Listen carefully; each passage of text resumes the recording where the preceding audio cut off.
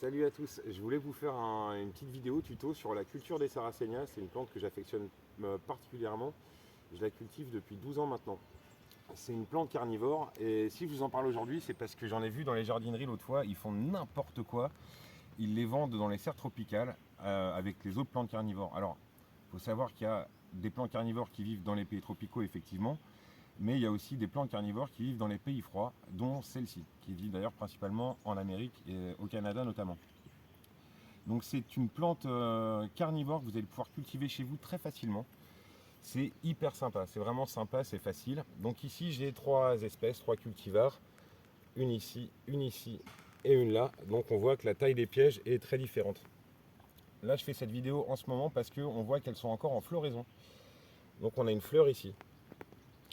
La floraison va intervenir à des époques différentes en fonction de la variété.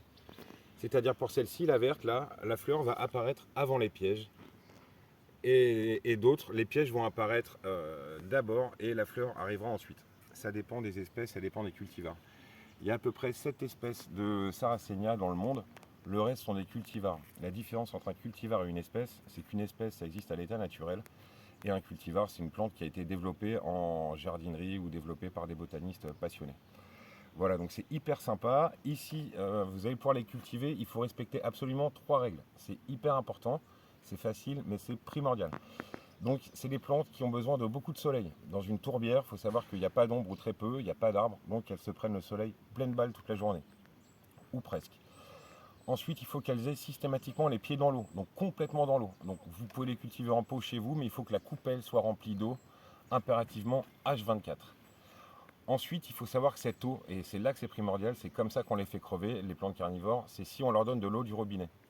Il ne faut surtout pas en donner, puisqu'une plante carnivore est devenue carnivore parce qu'elle n'avait rien à bouffer dans son milieu. Et donc c'est pour ça qu'elle s'est mise à chercher sa nourriture à l'extérieur et pas dans le sol. Donc il vous faudra de l'eau, soit de l'eau osmosée que vous trouverez en jardinerie, soit idéalement et de façon à peu près gratuite, de l'eau de pluie. Donc moi je les cultive grâce à des réservoirs d'eau de pluie. Et voilà. Ici, j'ai essayé de faire un truc sympa, j'ai essayé de faire une tourbière enterrée dans le jardin. Donc là, j'ai 3 ans de recul, c'est pour ça que je vous fais la vidéo maintenant. Donc c'est un petit bassin préformé là qu'on trouve dans le commerce. Parce que c'est très important qu'il y ait toujours de l'eau dans le fond. Donc. Et donc ce que j'ai fait pour éviter que ça devienne une mare, quoi, c'est que j'ai percé des trous environ à ça de haut, une dizaine de centimètres de haut dans le fond. Comme ça, je suis sûr qu'il y en a tout le temps dans le fond, mais si on a trop, elle va s'évacuer. Ça vous fera pas une soupe à la tourbière, quoi. Voilà, je vais vous montrer maintenant les pièges. Donc ça, c'est très sympa. Donc là, on est en période estivale. On est en période estivale, donc il y a des très beaux pièges. Il faut savoir qu'en hiver, elle sera beaucoup plus moche. Elle va perdre ses pièges et elle va se mettre en dormance. C'est une plante qui a besoin de froid. Donc c'est justement pour ça que les jardineries font n'importe quoi, premièrement. Et deuxièmement, que vous ne pouvez pas les cultiver en intérieur. Ce sont des plantes d'extérieur strict. Elles peuvent tenir jusqu'à moins 10 degrés sans problème. Cette souche a tenu jusqu'à moins 10 sous la neige, etc. Ça a très bien tenu. Il n'y a aucun souci. Juste les pièges disparaissent et vous avez des choses comme ça qu'on appelle des fausses feuilles. Il vous restera uniquement ça en hiver, vous voyez, et les pièges auront complètement disparu. Évidemment, si on réfléchit, ça se fait par rapport à la nature. En hiver, il n'y a pas d'insectes, donc il n'y a pas besoin de dépenser son énergie dans la production de pièges. C'était simple, c'était écrit dans le livre, il n'y avait qu'à le lire. Donc je vais vous montrer, donc les pièges sont vraiment blindés. On commence à voir qu'ils sont blindés et qu'ils vont bientôt mourir parce que ça commence à se nécroser là, vous voyez. Donc là, sans l'ouvrir, on sait très bien que là, il y a tellement d'insectes que le piège a fait son boulot, donc il va bientôt crever pour laisser la place à un autre plus jeune. Et c'est comme ça que la souche va se développer. C'est un rhizome, ça veut dire que ça va se développer sensiblement 2 fois la taille chaque année par le bas. Donc on va l'ouvrir ensemble pour voir. Je ne l'ai pas ouvert, vous allez voir ce qu'il y a un peu dedans. Si vous voulez voir à l'intérieur, on voit que c'est bien noir. Et là on va voir tout ce qu'il y a. Alors il faut savoir que c'est pas antinomique avec un potager et quand on souhaite attirer des pollinisateurs, parce que les abeilles se font pas piéger dedans bizarrement. Regardez.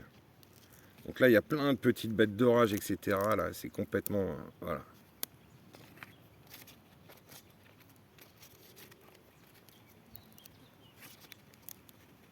Voilà ce qu'on peut trouver à l'intérieur d'un piège de Sarracenia. Donc là des insectes en pleine digestion. Et voilà, vous savez tout. Donc là je les ai cultivés en tourbière, c'était mon petit test, je suis hyper content, ça marche super bien.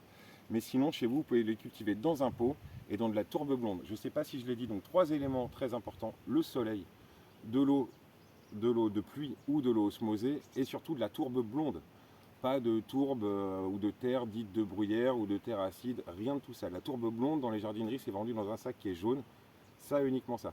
Si vous respectez ces 3 éléments, vous allez avoir des super tourbières sans rien faire. Il n'y a besoin d'absolument aucun entretien.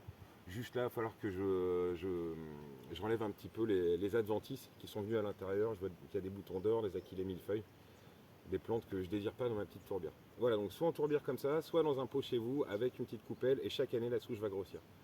Voilà, j'espère que vous aurez kiffé et merci d'avoir suivi ça, quoi.